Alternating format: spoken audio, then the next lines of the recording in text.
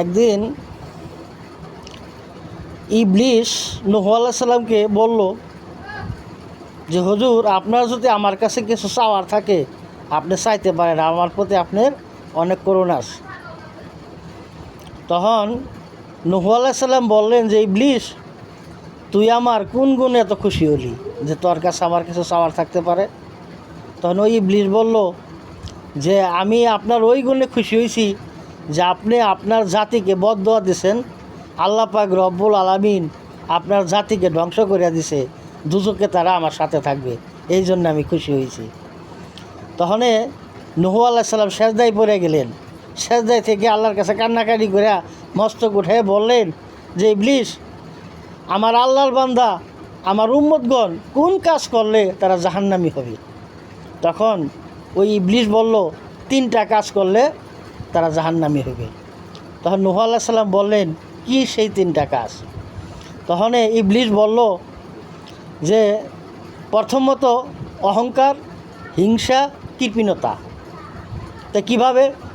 তখন ইবলিস বলল, আল্লাহ পাক রব্বুল আলামিন যখন আদমকে সৃষ্টি করলো তাকে সম্মানী সেজদা দেওয়ার হুকুম ছিল আল্লাহর। সমস্ত ফেরেশতারা আদম আলাইহিস সালামকে সেজদা করছে, কিন্তু আমি হিংসাবশতে আমি সেজদা করি নাই, আমি তাকে থুতু দিছিলাম। তো এই জন্য আল্লাহ পাক রব্বুল আলামিন আমার উপর অসন্তুষ্ট হয়েছে। দ্বিতীয়তে, যখন তার ভিতরে আমি প্রবেশ করছিলাম রুহু দেওয়ার আগে, তখন তার ভিতরে এত উত্তাপ হয়েছিল আমি থাকতে পারি নাই, তখন তার প্রতি আমার অহংকার হয়েছিল। তৃতীয়ত, সারা জীবন তাদের ব্যস্ত থাকার কথা ছিল, আমি ফুসলাইয়া যে গন্ধম আদম আলাইহিস সালাম হাওয়া আলাইহিস সালাম খাইতে নিষেধ করছিল, ফুসলাইয়া আমি তাকে এই গন্ধম খাওয়াইছিলাম।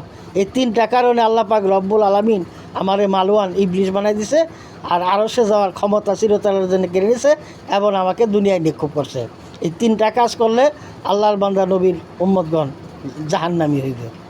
তাই নূহ আলাইহিস সালাম আল্লাহর কাছে খুব কাঁদলেন আর তাদের জন্য দোয়া প্রার্থনা করলেন। এটাই ছিল আল্লাহর খেলা। তো সমস্ত নবীরা তার উম্মতের জন্যে অনেক মহব্বত করে, কিন্তু জোর জলিম অত্যাচারী তারা বিশ্বাস করে না, মানে না, তারা মারধর করে। আল্লাহ পাক রব্বুল আলামিন বান্দাদের উপর অনেক দরদ করে, তারপরও আল্লাহর প্রতি তারা সন্তুষ্ট থাকে না, তারা আল্লাহর নাশুকরিয়া করে।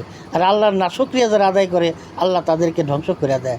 ভিডিওটা সবাই শেয়ার করবেন, লাইক সাপোর্ট অবশ্যই করবেন, কমেন্ট করবেন, আমার কথাগুলো মনে রাখবেন, আমল করবেন, দুনিয়া এবং আখিরাতের কল্যাণ হবে। ধন্যবাদ সবাইকে।